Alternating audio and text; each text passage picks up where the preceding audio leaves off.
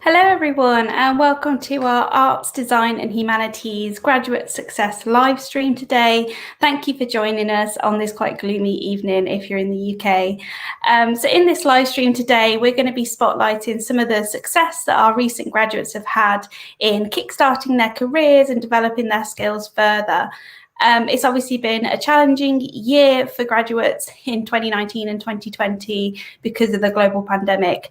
But however, the range of graduates I have with me today have all gone on to really exciting endeavours and kind of kickstarting their careers in a lot of different ways after finishing their undergraduate course. So we're going to hear from everyone in a short while. Please do leave us a comment to say hello.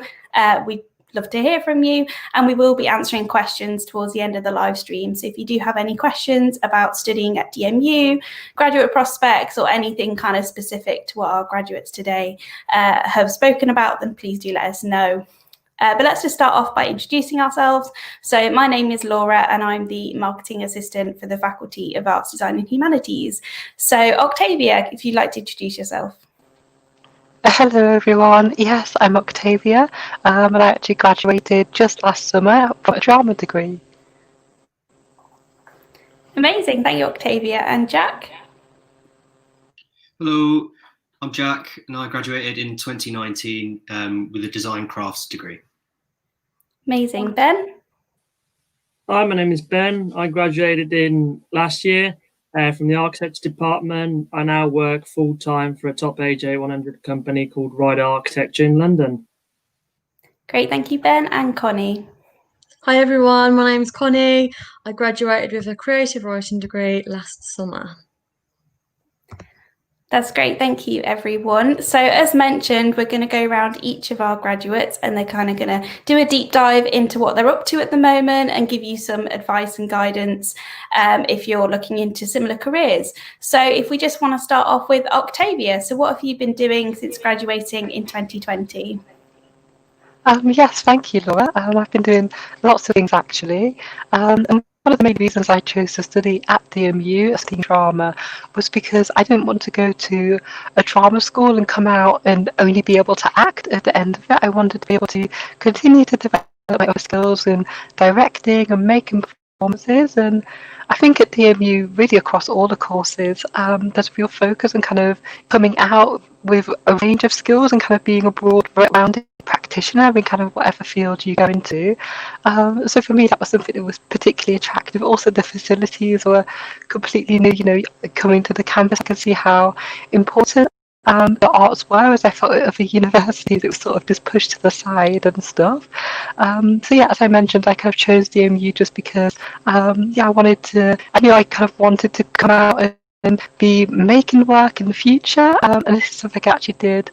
Started alongside my studies, so maybe Vanessa can put some of the rehearsal images up on the screen as I continue to talk. But within my company, Category Peach, we've just actually had a rebrand just yesterday, a proper relaunch.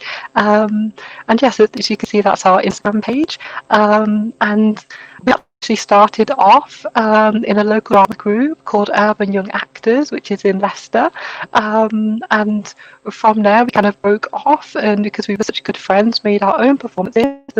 And this particular image is from Voices of Reason After the Raid, which premiered upstairs at the Western, which is really close to campus, literally less than a 10-minute walk. And it was actually a theatre which was set up by DMU students.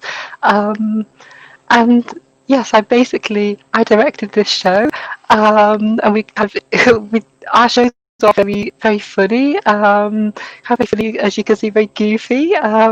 We covered with the Donald Trump image in particular there. We used a lot of multi-rolling, a lot of drag, so we had lots of kind of fun, interesting, quirky things in there.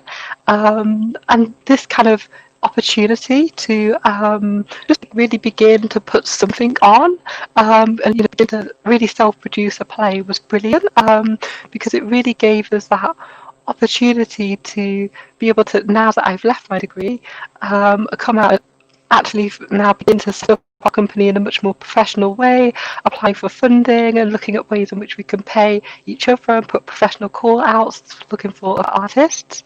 And in particular, I've just finished directing a play called Debillatio, which was written by Amber Taylor, and that was part of the Showface Festivities Festival. Do look out for that. You can find it on Twitter and Instagram as if you are creative. That is something which you could get involved in, and it's a great way to connect with creatives all across the globe.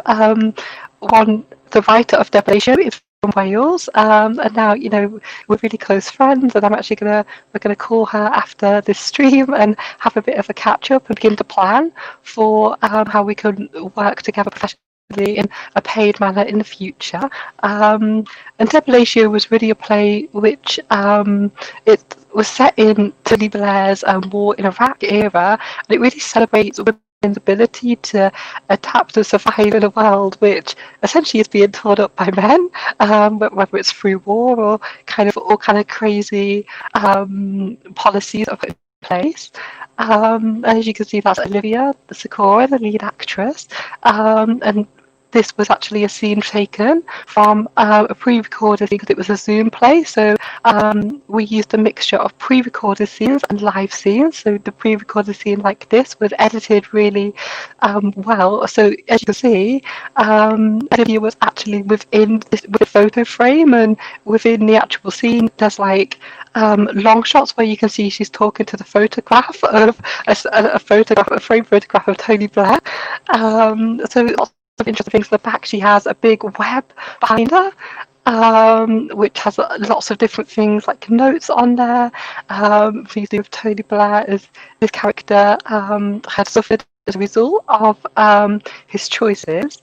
So yes, that was the Showface Festival. Do make sure to check that out. And also, in particular, I've just finished assistant directing She Wolves, which I really was really lucky to get this job. There was literally over I think 60 applicants for this job, so I did really well. But a big part of me getting it was the placement I did at DMU at Curve Theatre.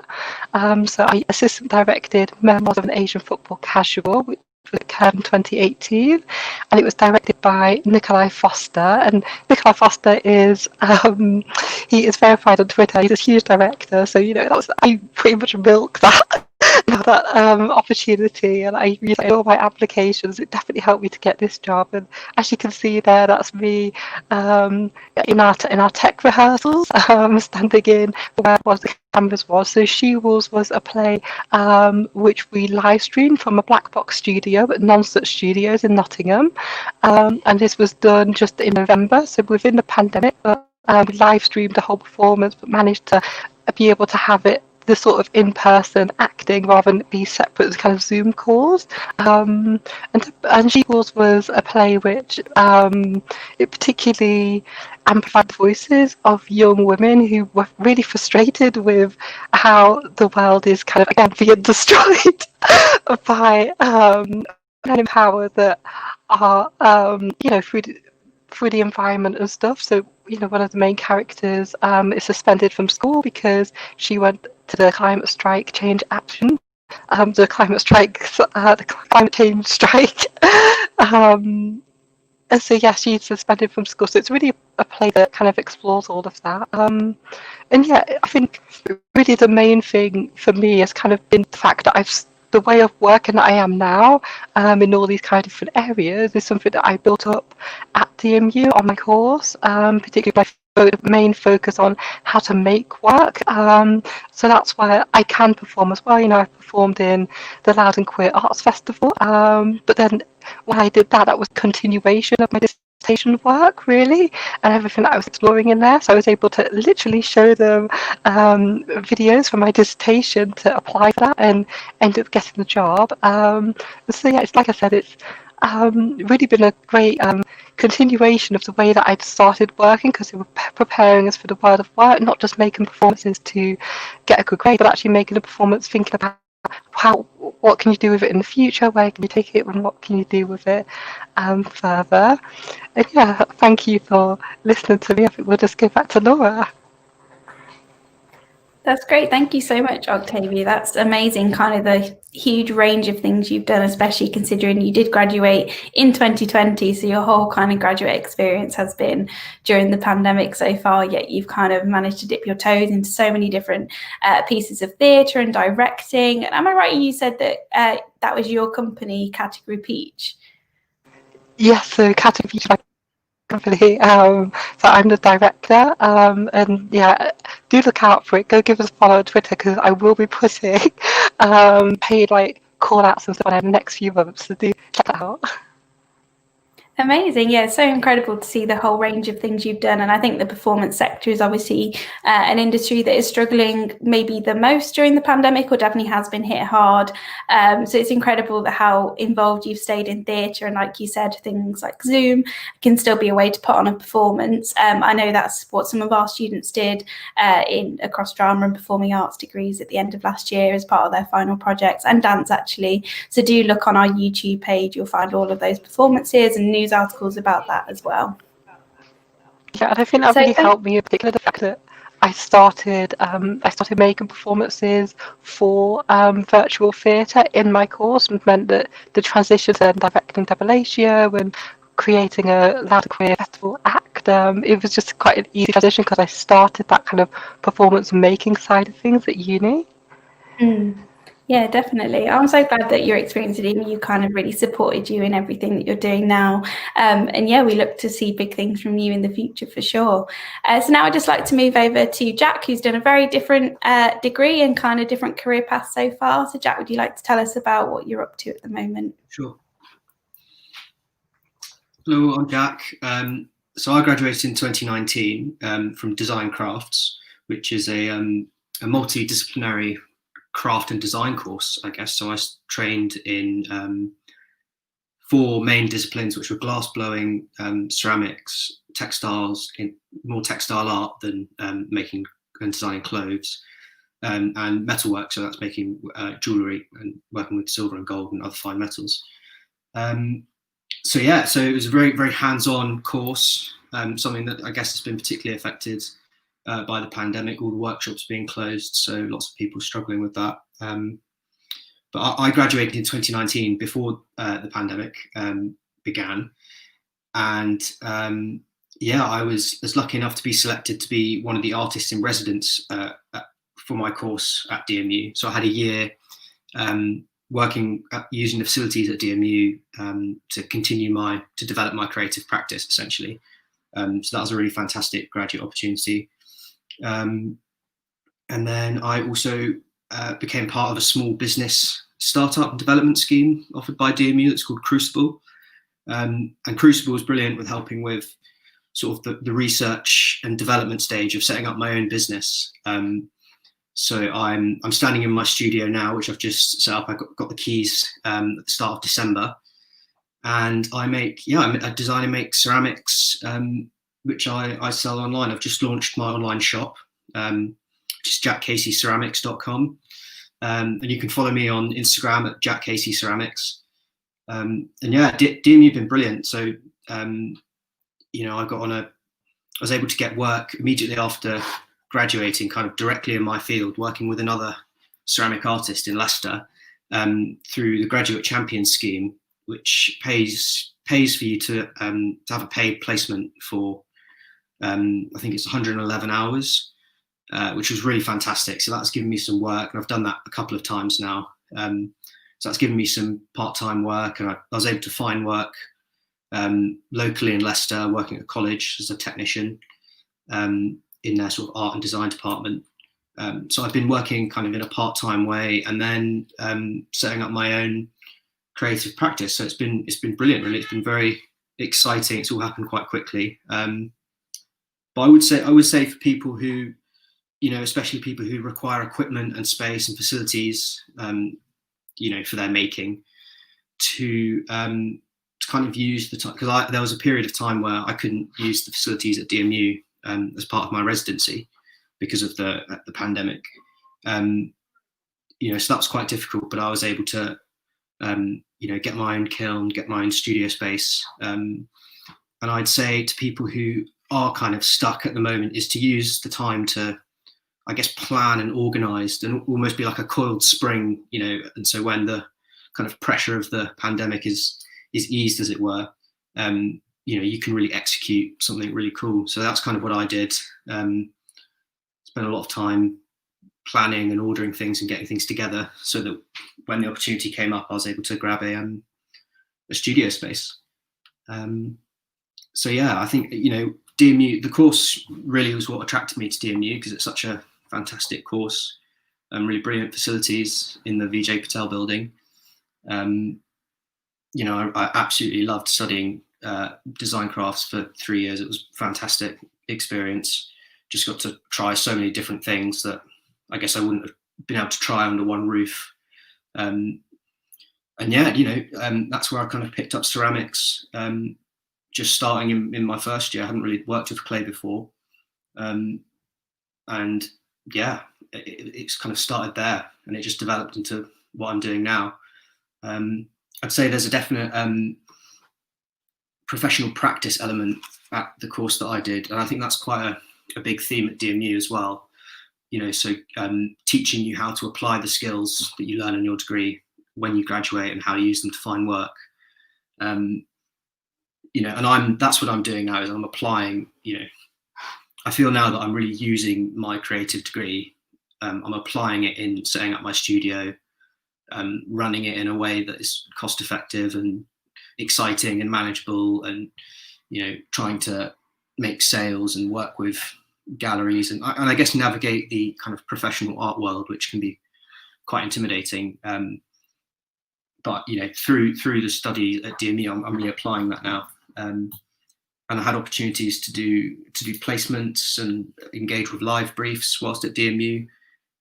So I did a placement with Sainsbury's Home, their design team, through a live brief that DMU was a DMU opportunity. All sorts, yeah. DMU was brilliant. So I think anyone looking to study a creative course, DMU is a fantastic place to do it. Huge. It really feels like a massive part of the university was really creative, not just in art, design, humanities as well, but in some more of the technological side. And yeah, I'd say go for it. I'd say you know, it can take a long time to learn all of these new skills. So in 3 years' time, when you graduate, who knows what the situation is going to be? Don't think we'll be in a pandemic, hopefully, and you can apply your skills and get a good job and do something that's really exciting and fulfilling. So yeah, I think that's everything I've got to say. So that's great. Thank you, Jack. You said a whole range of really interesting and helpful things there. I love the fact that you hadn't actually worked with clay until you did start your degree. So you didn't necessarily go into design crafts knowing you wanted to kind of pursue ceramics and that was your focus. So, you know, I think that's amazing because there is so many workshops in the Vijay Patel building, so people can kind of try a little bit of everything in different materials. So that's so amazing. Am I right in thinking that your current studio space is partly through the DMU like enterprise stream, the Crucible project? Is that kind of how you partly got your funding? So the Crucible project have given me a lot of help and assistance, especially in the research and development stage, and some funding, for not specifically for the studio, but for my kiln that was partly paid for by Crucible. Excuse me, some materials, you know, in the research phase when you're developing products and so on and so forth. So that was partly funded, yeah, by the Crucible program. But they, you know, it's not a sort of guaranteed cash pot. It's a lot of it is help with the kind of nitty gritty of setting up a business, which is can be quite daunting if you don't know what you're doing. So it's like an experience, you know. But yeah, there was funding there available, and they helped me get my kiln, which is the centerpiece really of my studio. So Amazing. Yeah, that's really great. So just for those of you who don't know, there is support with the Crucible project and the enterprise team, as Jack's mentioned, to kind of create your own business. So that's, I know for a lot of creatives, that is something they definitely want to pursue. So there is that support there. And Jack mentioned doing a placement. So there is the DMU Works placements team. Well, no, they're not just placements, they're kind of general career support. So they'll help you with CVs and applications, as well as finding placements and jobs. And if you follow those on Instagram, they're they're constantly posting about job opportunities. If any of you have graduated who are watching and kind of looking for things, do make sure you follow everyone on Instagram and find some of those opportunities. So yeah, thank you so much, Jack, for sharing that. So another completely different topic. I'd just like to come over to you, Ben, to hear more about your architecture career so far. Thank you very much. Hi everyone, my name's Ben. So I graduated last year in the middle of the pandemic, which was an interesting experience to say the least. And I now work for a top AJ 100 company called Ride Architecture. I work in the London office, albeit it's primarily working from home these days.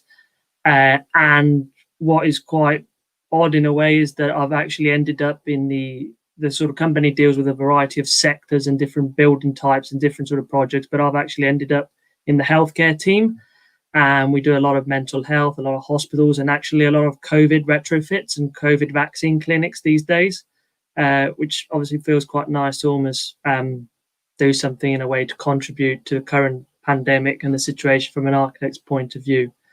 The reason why I chose DMU, I guess, was the facilities primarily for me, and the Vijay Patel building. It is obviously a brand new building. It had all the workshops necessary to make all of our physical models, wood workshop, metal workshops, as mentioned. And also what's quite nice about DMU is that the staff in the architecture department is a mixture of academic staff and also people who come in on a part-time basis who are actually in the industry. So you constantly got that connection with people working in the industry, which is nice to get a different point of view from people like that. And actually, I got employed part-time during my third year by one of my tutors in my second year. So a tip I'd probably give to people watching is probably always sort of be at your top shape and always perform as well as you can, and because you might make a good impression, you might end up with sort of a job out of it, which was definitely something that probably set me kind of away from other candidates when applying to jobs. It was good that I was a graduate and I already had that work experience. Also, some of the extracurricular sort of schemes that DMU offers, like DMU Square Mile India, for example.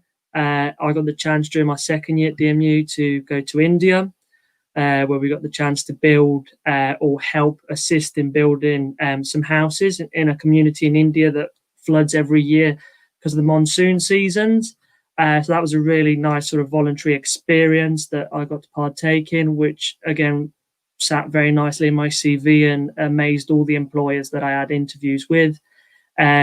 Also, the architecture department is developing a prototype timber micro house that's only 17 square meters. It's completely off grid, so it can sit in the middle of a field. It doesn't have to connect to the power grid or anything. It's fully self-sustaining. It has its own electricity and water, and that's something that the DMU is currently building. So I also got the chance to get involved with that and help sort of design and build part of the frame for that building, which was a really good experience as well.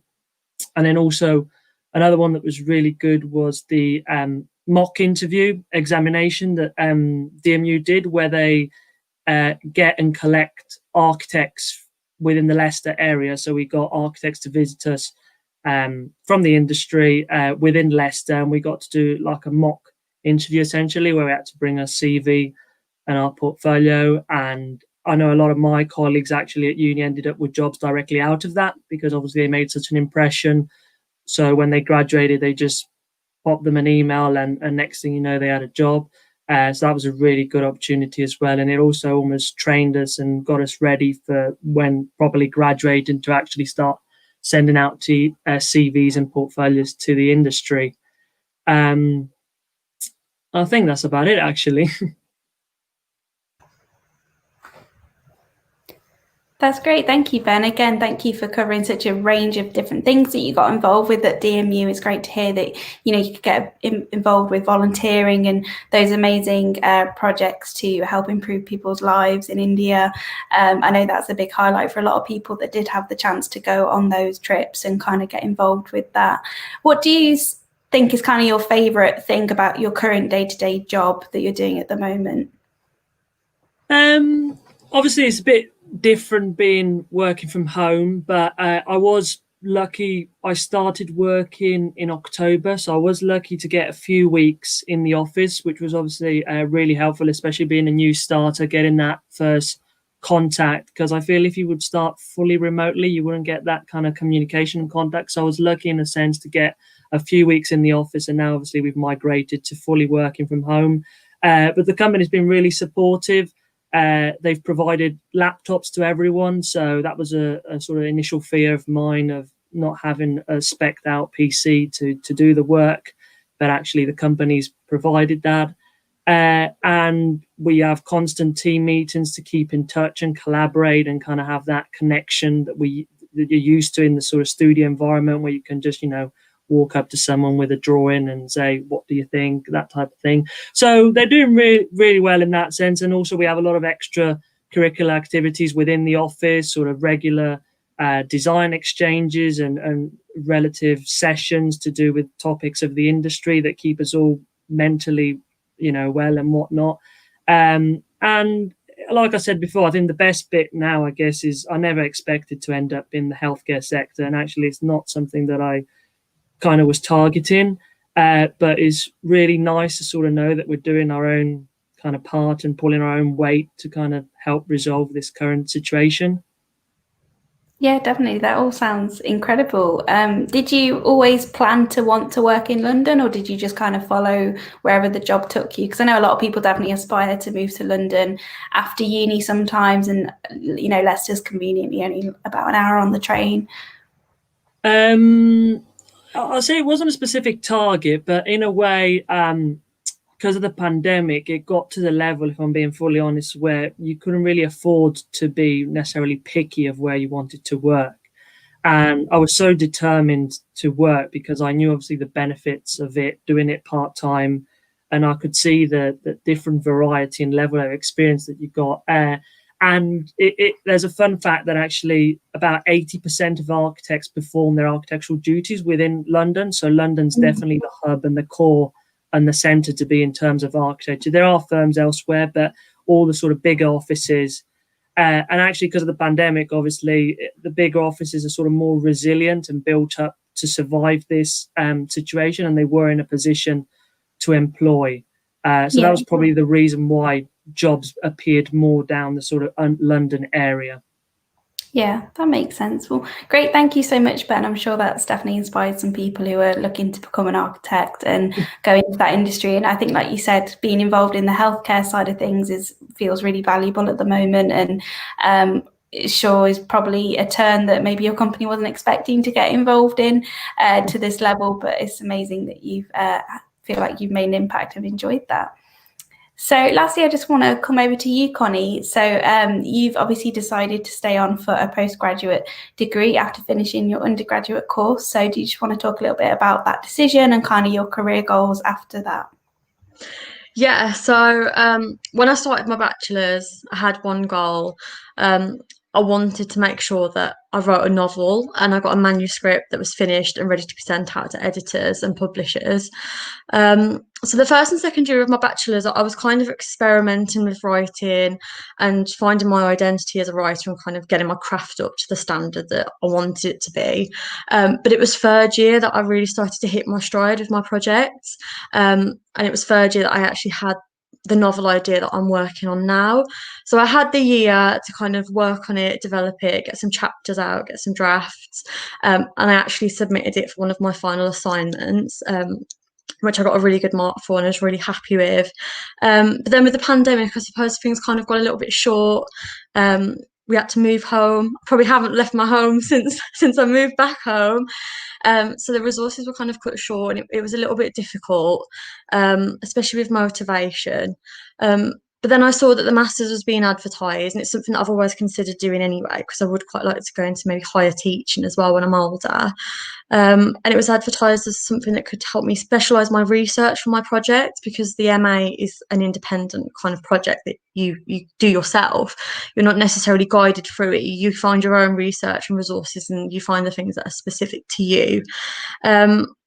and what also kind of interested me was that you could also do the extra assignments and try some more kind of genres at a higher level than the bachelor's to really hone your craft as a writer, and get to that level above what I was expecting to be, really. And another thing as well, which I really wanted to go for it for, was because my lecturers have been absolutely brilliant all the way through. They were familiar with the work that I was doing. They were familiar with the project. They were able to offer me expert advice. And obviously I also still had access to all of the resources in the library, more so online now, but there's still absolutely hundreds and thousands of things that I can access if I need to. So it seemed like a really good idea for me. So I decided to go for it. I thought, I'll get my MA. So I started in September. We're online at the moment doing online teaching. So I've gone part-time as well. So I work a part-time job alongside doing the MA. So yeah, I just kind of practice my projects, get my writing. I'm going to spend the 2 years, because I'll graduate not next summer but the summer after. I'm going to spend the time really to kind of get my manuscript finished, and get it ready, and use the resources that DMU offer me, to be able to get it to that professional level. And then I think when I leave, my main goal really is to get it out to an editor, get somebody looking at it, and then sending it off to a publisher. So hopefully, fingers crossed, there'll be somebody that will be interested in my idea. And yeah, it's a lot of hard work that goes towards it, but it's something that I'm willing to do, and it's my passion. So I thought that the MA would be the best route for me to take. So I had these 2 years to really do the research that this novel required, because it's such a huge project. And often as writers, when you start the BA, and as I said, the first and second years, you are just stepping into that industry, or stepping into that world. And then as you progress through the years and you kind of hone the craft, you do realise how much a project takes, and how many resources and people of the same mindset to you actually need. So that was why I decided to go for the MA.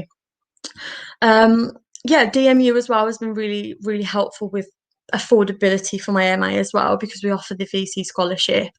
So I was able to actually get 50% off my MA, because I achieved the grade that I needed to do that. And that's meant that it's also allowed me to live a little bit more comfortably with the government grant that I get given, and also help with my finances from my part-time job. So yeah, that's my plan really. Obviously things are quite difficult at the moment with the pandemic, and a lot of people have had to take directions that they weren't expecting, and they've had to muddle through. There haven't been as many opportunities for graduates for the last couple of years, and there normally would be for people who have graduated before us. But I think it's what you make of it really, and the MA for me, regardless of the pandemic, was something that I was seriously considering. So to be able to do it and still have those resources available to me, and be able to really develop my project and start to get a good chunk of it written, and start to see it take shape, makes me feel really proud and happy. So that's where I'm at really, in terms of doing my MA, working, and hopefully when I finish my MA, I'll be able to have a nice polished manuscript to send out to some publishers. That's amazing. Thank you, Connie. I had no idea you were writing a novel, and I'm just so impressed. That's something that people often aspire to in their lives. And for you to say, by the end of my undergraduate course, I will have written a novel, that's just amazing kind of dedication. And I'm really glad the Masters is helping you kind of develop that project and, make it so you feel like it's really ready to be sent out.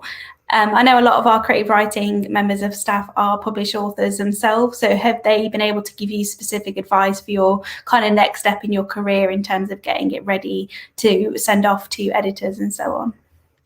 Yeah, so I've said the most engaging conversation I actually had was with Masuda Snaith, who actually worked on our specialism and negotiated study module on our final year of our bachelor's. She's an absolutely amazing writer. She's so talented, winning awards. She's doing really well. And she was actually the person who was looking at the early stages of my project and telling me really if it had the legs to go on. And we sat down and we had a really long, engaging conversation and broke down the parts of my project and the bits of writing that I'd done already. and she gave me some really professional advice for not just to carry on into the MA, but beyond that. She, broke down what I would need to do when I leave, how I would need to engage an editor, how the editing process works, how to make sure that I can become visible to publishers and increase my chances of getting my work looked at. So yeah, we've had such a wide range of people able to help me. As I said, Masuda with that conversation was absolutely brilliant, and all of my lectures all the way through, even working on short stories, and poetry when we've just been experimenting with different types of writing. If someone's taken a liking to it, they'll always say, "Oh, have you ever considered entering it for this competition, or have you ever considered putting it here?" So you've always kind of got that support, and you've got that extra knowledge of how to get your work visible in the public domain and in the industry. Oh, that's great. I'm so glad that you've kind of been supported in that career goal. And I definitely look forward to going towards Stones and buying your book, Connie, and reading it in the future, hopefully. Thank you. Thank you all so much for kind of explaining what you're up to at the minute. It all sounds incredible, and especially with the current climate, you've all gone on to such incredible things, and we all kind of look forward to hearing more from you and what you go on to further. So for anyone watching, now is your time to send in your questions. For anyone on our panel today, if you'd like to know more about either their work or kind of how they specifically got into what they're doing, maybe you have a very specific question if you're interested in a similar career path, so please do send in your questions. So whilst people are doing that, I just kind of wanted to ask all of you really how you knew that your course was the right one for you. And because I think a lot of people watching are maybe hoping to join in September, and they're still maybe mulling over different course options and bearing in mind jobs after that. So Octavia, did you just want to start on this, on how you knew that drama was what you wanted to study? Yes, thank you, Laura. Yeah, I kind of touched upon this a little bit with my answer when I explained about how coming to DMU, it was so clear how important the arts is at the university. I explained that in other universities I went onto campus, and the arts buildings would kind of be off in like other parts of the city and stuff. You'd end up having to get trains and stuff, and different buses to get to different parts. And at DMU, when you come on campus, you can see the amount of money and effort that's been put in place. But I think one of the biggest things for me was actually the support at DMU, and that's kind of support in every aspect. So, of course, there is the academics or support services and the mental wellbeing services, but also just from all the lecturers. And it was something which every time I stepped onto campus or I saw anything online, it just seemed to be something which everybody was talking about, was how friendly people were, how warm everyone was. And it really kind of got me to a point where I realised like it's not just sort of like, for show on like an open day, but it's actually something which is just like that kind of an ethos it is at DMU. In particular, just thinking this last week, I actually just got a job which one of my lecturers, Alyssa Clark, actually recommended me for. That's a small acting job, and then the person who's running that is a PhD creative writing student at DMU, and he's also one of the directors upstairs at the Western, who literally runs that theatre. He's already said to us, of course, if we're interested in any extra work in Leicester, any extra theatre work, to let him know and stuff. That's already an amazing connection. I just think the fact that I've graduated now and I still have such supportive lecturers that really want us to succeed and are sending opportunities. And literally, she got me that job. Really, I sent him an email, but really because she recommended me, it was already secured. I think for me, that's just been the overall thing. It's just the support and how much the lecturers just genuinely care about us, and in particular got us through our degrees in a pandemic, and then I managed to come out with a first because of all the support. That's amazing. Thank you, Octavia. I think you've covered a range of things there that I'm sure others would also like to know about. But Jack, how about you? How did you know that design crafts was kind of the right course for you and that you made the right decision? I think when I came to visit the open day at DMU, which I'm not sure if you can do now, but I'm sure the online open days are really good as well. Just the description of what they were essentially selling on the website was kind of bang on, really. I went round, and my course was just very, very much about making and trying lots of different workshops. So effectively every workshop, bar maybe one or two that are available, we were trained in some level. And that's just what I love to do, is just to make stuff and try new things. So it was I think going around at the open day was, I just felt really, really right being in the workshops, and and then when I got there, it kind of lived up to its expectations. Lots of making, lots of designing, kind of in the name, design crafts, I suppose. And yeah, no, that was it. I liked the campus. I liked Leicester, felt quite nice. It's quite an interesting place, very diverse in many ways, which I found interesting. I'm from London originally, so that was quite nice, being in another place that was very diverse. And yeah, that was it. Amazing, thank you, Jack. And Ben, what about you? How happy are you that you studied architecture and that you made that choice? I'm extremely happy, to be fair. I mean, I'd say for people who are doing it currently or want to do it, make sure you stick through your first year, because it can be quite daunting. And first year in architecture tries to cover the sort of generic, vast approach of architecture, but it's really the sort of second year and third year where you really start diving into those details and the nitty gritty, interesting stuff. So, I can't lie, I did have my doubts in first year, but as soon as second year kicked in, that's when I probably knew that was the one. And, the main reason that I was attracted, I think, to DMU was obviously the facilities, as I mentioned before. And as Jack mentioned, the city, the diversity, because I'm originally from Greece, and in Greece, we don't really have the sort of vast diversity that you have in the UK, and specifically Leicester as well. So that was another sort of interesting factor to add on top. Amazing, thank you, Ben. And Connie, just to round off with you. So yeah, I knew I'd chosen the right course, really, because I was doing something that I loved. Like, I was doing it at home in my spare time before I went to university. And I had like a kind of conversation with myself where I was like, do I do something that I carried on for A levels, or do I do something that I have a real passion for, and that I go home and I'll spend all night writing, I'll be like drafting poetry, new ideas. And I was like, well, yeah, like that's what I want to do, because that's what I have the passion for, which is why I decided to go for the creative writing. And what was reinforced for me was when I actually got to DMU and I met everybody else on the course and realised that everybody was basically the same as me, all the same personalities, like, the same ideas, like this massive passion for books. Like, our ideal evening out would be to go to the library and find books for each other and just sit and hang out and do some writing. So that's when I really knew that I was in the right place, and I was surrounded by people of the same mindset to me. And yeah, I mean, I've carried it on to MA level, so that should probably speak volumes for the fact that I knew it was right for me. That's amazing. Thank you, Connie. So we've had a question come in from someone watching.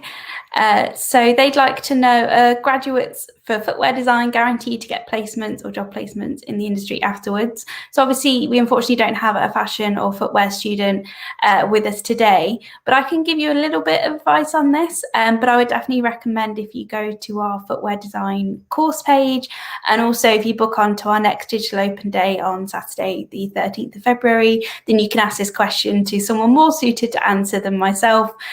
But definitely the footwear design course has incredible graduate success. It's obviously a very niche course, and we offer one of the only single honours courses for footwear design. So there's huge links with industry.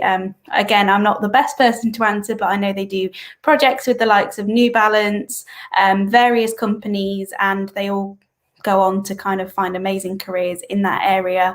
I think there's placements kind of embedded on the course or that you can do, but definitely there's a lot of opportunities and a lot of really good links with companies at the moment, especially because a lot of the lecturers who teach on the footwear design course. Some of them are part-time and still work alongside teaching, or all of them have been very involved in the industry. So the links they have for footwear design are just incredible. So I wouldn't say there's a guarantee. You can't be promised you definitely will get a job after finishing the course, but I think you will leave with all the skills that if that's still what you want to pursue, you'll kind of be really, really ready to enter that industry and have a really great portfolio and really good examples of your kind of design skills. So like I said, it's probably best if you ask that question to our footwear design academics and students on our next Digital Open Day, but I hope that's helped a little bit with that question.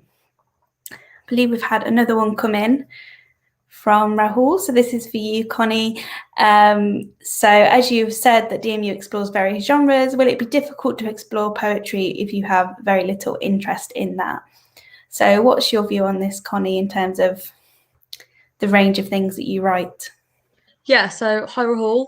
The answer is no. It's not difficult for you to write poetry. If you want to write poetry, you can completely do that. The only way that I can explain it is that in the first year, it's a very experimental year. We have various assignments where you try different genres and different forms.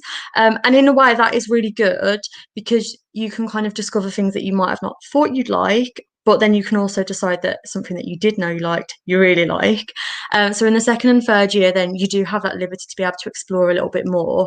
And particularly in third year, your dissertation is completely up to you.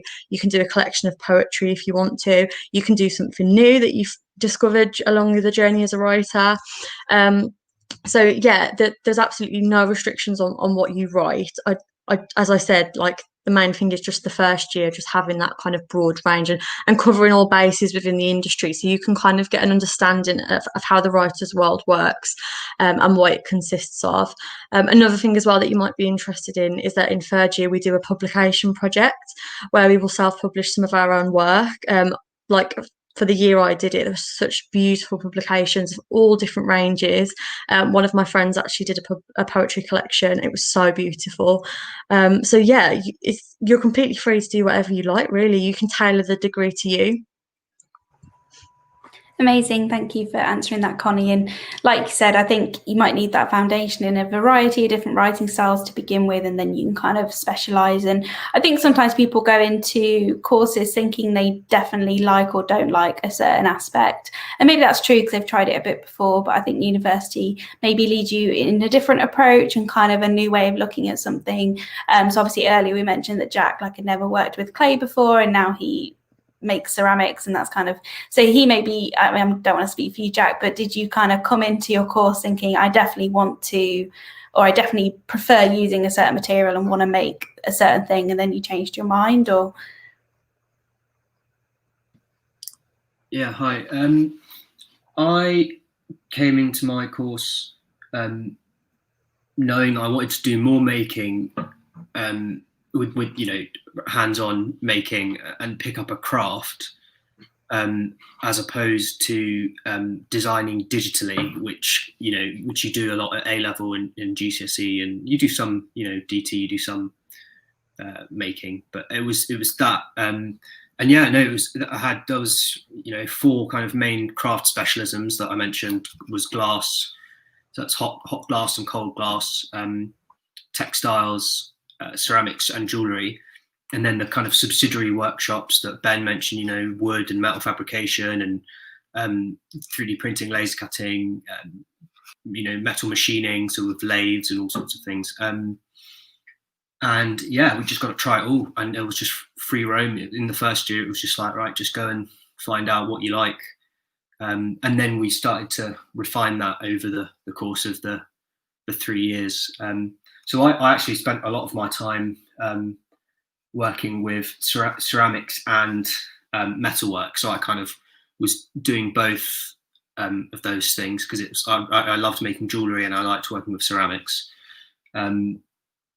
Yeah, actually, so these are some ceramic cups I make with which have a metal handle on them. So there you go. Yeah, it was completely up to you to do whatever you wanted. Some people, a friend of mine, so design crafts course, he his final collection that he exhibited at New Designers, which is a massive design, a graduate design show in London that some people get to do at the end of the lots of courses from DMU Go. At the end of your third year, he exhibited just zines, so little miniature magazines, was his final collection.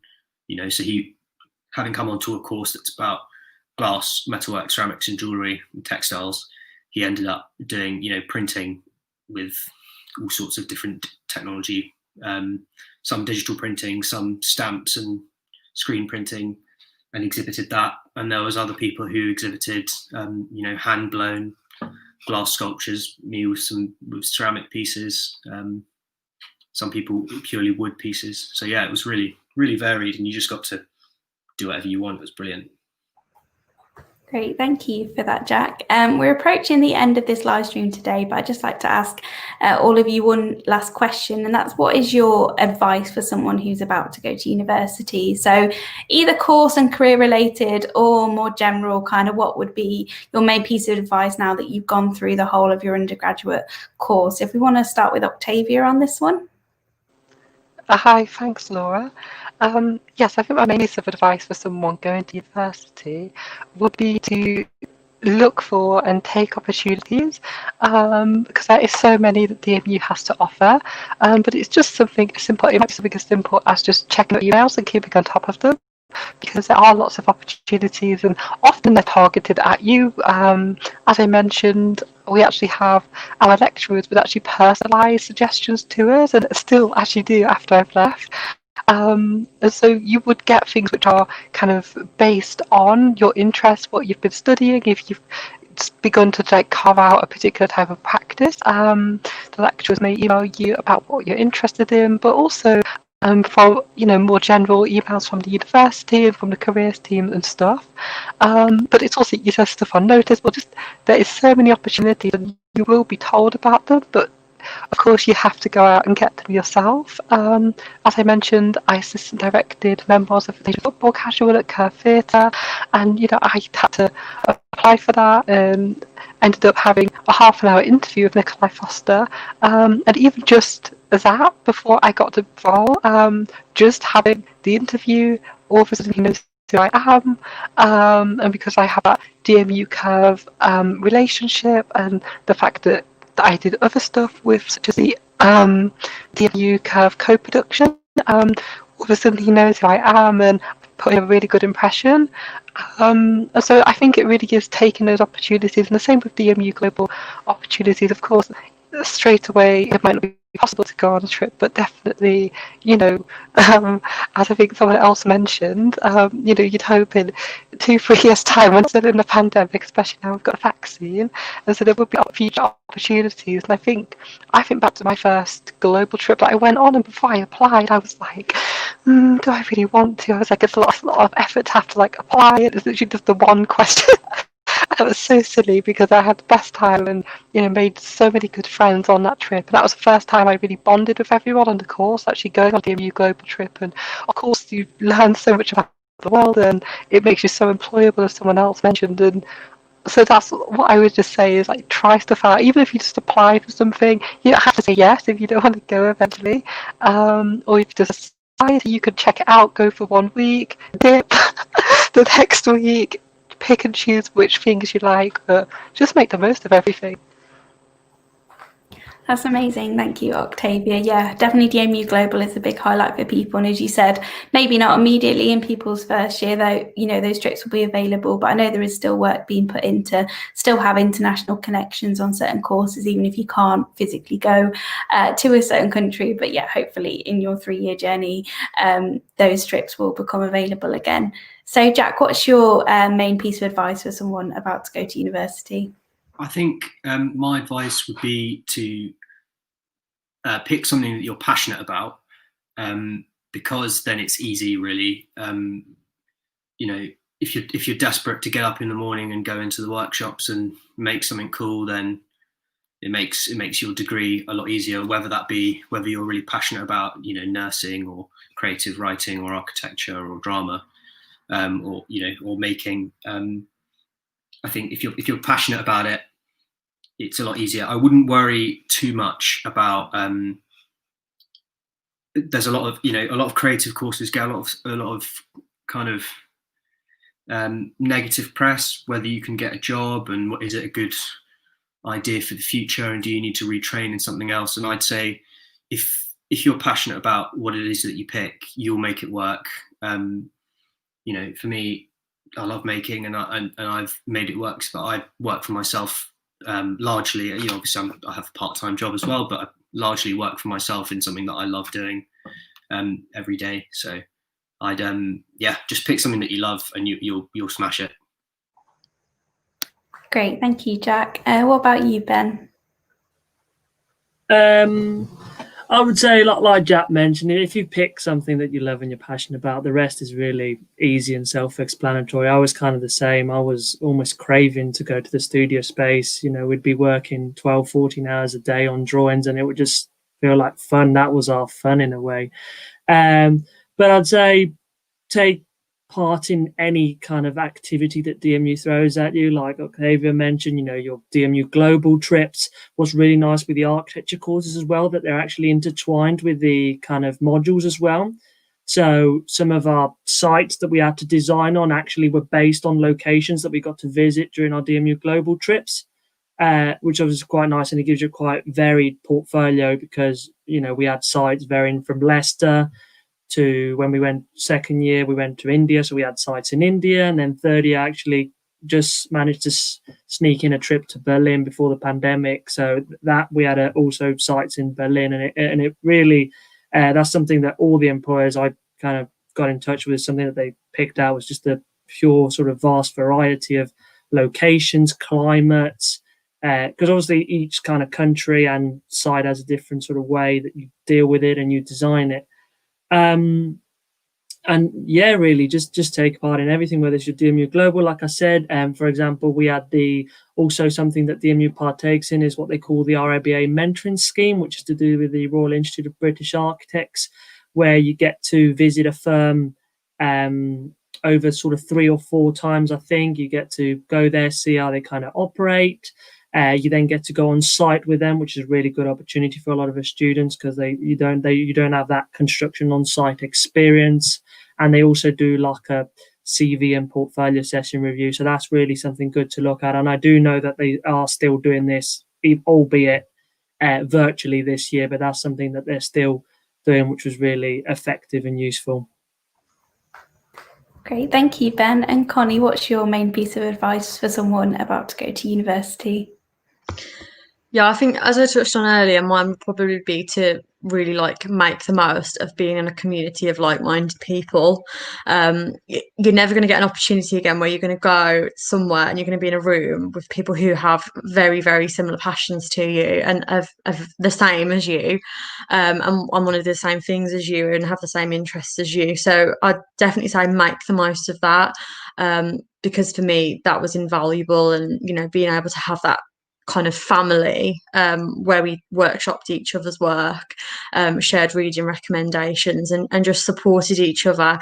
Even though none of us have seen each other since last March, we still find a way to do it online. So yeah, just make the most of that and immerse yourself, as everybody else has said, in every opportunity that you get given, because university is really a once in a lifetime experience. That's amazing. Thank you, Connie. That's definitely a really nice place to end our live stream today about that once in the lifetime experience of university. So for all of you watching, whether you're a current student or looking to come to DMU soon, we really hope you've enjoyed this live stream and hearing from all of our graduates today. If you do want to find out more about any of our courses or any of the graduate opportunities, if you're an international student and want to hear from that perspective as well, then please do come to our next open day. So it's on Saturday the 13th of February, and we also have another one in March as well, so you can book onto that on the website and find out some real specific course information. So we hope to see you there. I really hope you enjoyed this live stream today, and I hope to see you at DMU soon. Bye everyone.